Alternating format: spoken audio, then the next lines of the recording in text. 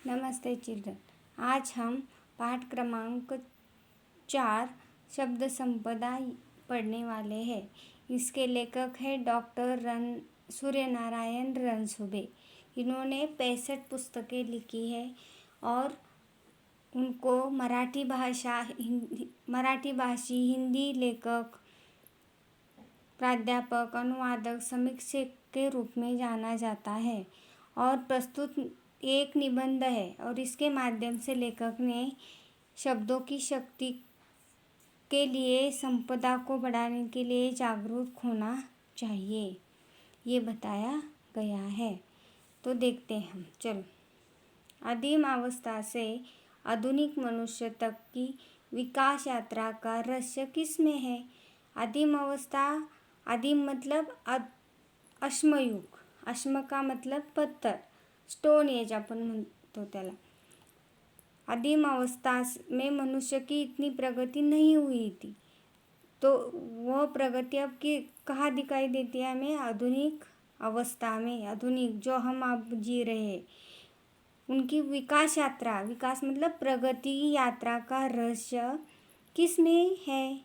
क्या इसका तुम्हें पता है?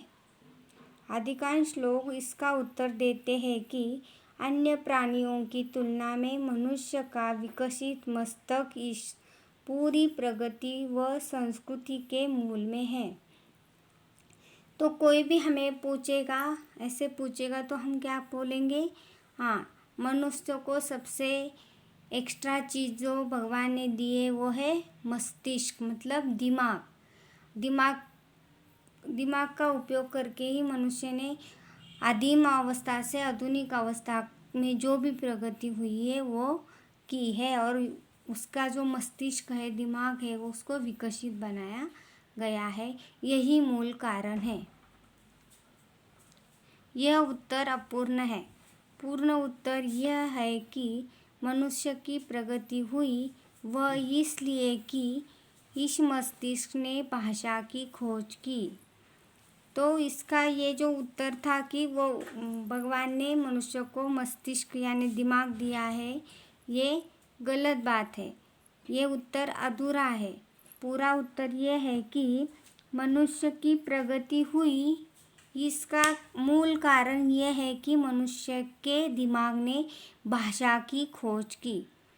भाषा मतलब बोलने के जो शब्द होते, अक्षर होते, उसको एकत्रित करके एक शब्द बनाया जाता है, शब्दों से वाक्य बनाया जाता है और वाक्य से लेख बनाया जाता है।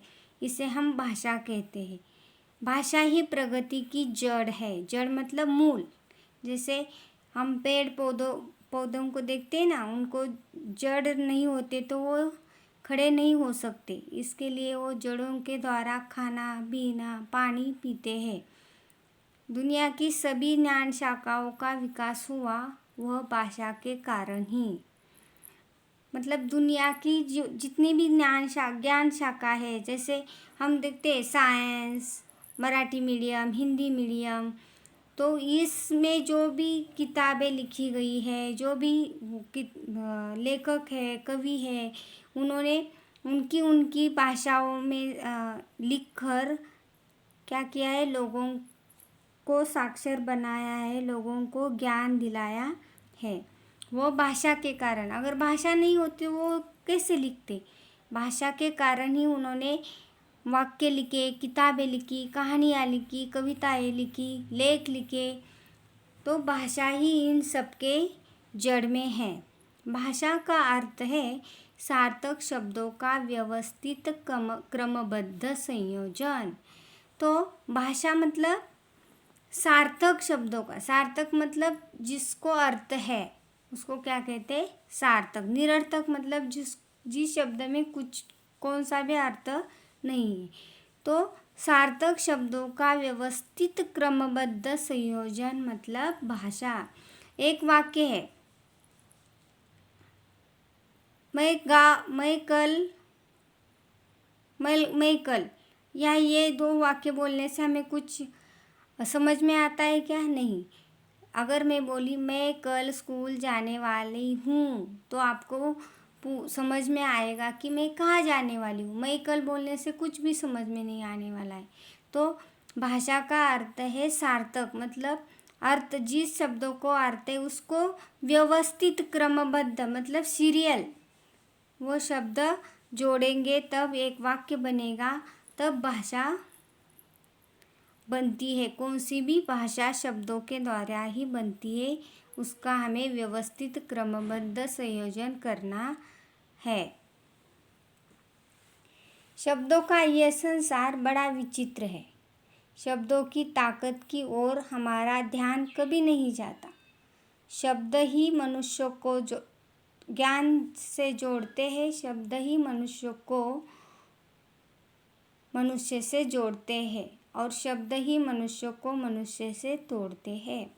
तो शब्दों का ये जो संसार है वो बहुत बड़ा विचित्र है, ये लेखक हमें बता रहे हैं। क्योंकि देखो, हम किसी से प्यार से बोलते हैं तो सामने वाला भी प्यार से बोलता है। अगर हम किसी को गुस्से से बोलते हैं तो वो भी हमें गुस्से से बोलता है।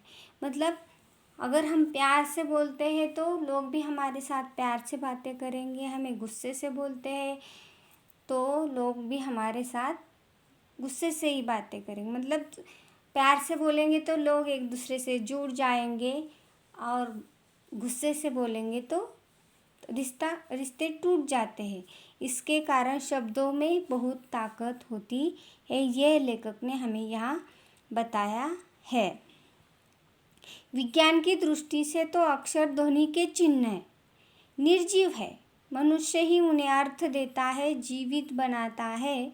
जब शब्द जीवंत हो जाते हैं तो फिर उसमें मनुष्य के विविध स्वभाव गुण आने लगते हैं। विज्ञान, साइंस, अध्यात्म है, इसकी जो दो शाखाएं हैं, इसमें विज्ञान और जो अध्यात्म है, इन दोनों को एक साथ जोड़ेंगे तो ही हमारे भाषा का विकास होने वाला है। तो विज्ञान कहता है कि विज्ञान की दृष्टि से तो अक्षर सिर्फ ध्वनि है, ध्वनि मतलब आवाज़, निर्जीव है, उसमें जीव नहीं है। लेकिन मनुष्य उनको लिखकर, प्यार से लिखकर उसको जीवित बनाता है, तो फिर उनमें मनुष्य के विविध स्वभाव गुण आने लगते हैं। मतलब अगर हमारे मन में प्यार की भावना है तो हम प्यार के शब्द बोल लिखेंगे। अगर गुस्सा है तो गुस्से वाली बातें लिखेंगे। किसी की सहायता करनी है तो हम किसी को मदद करनी है, दयालुपना है, वो सारी भावनाएं जो मनुष्य के मन में है वो शब्दों के रूप में हम कागज़ पे लिख सकते हैं। जैसा इससे हमें मनुष्य का स्वभाव समझ सकता है। मनुष्य स्वभाव के जितने विभिन्न नमूने हैं उतने ही शब्दों के स्वभाव के नमूने हैं। तो आज हम यहाँ तक ही पढ़ेंगे, आगे का भाग हम अगले वीडियो में पढ़ेंगे।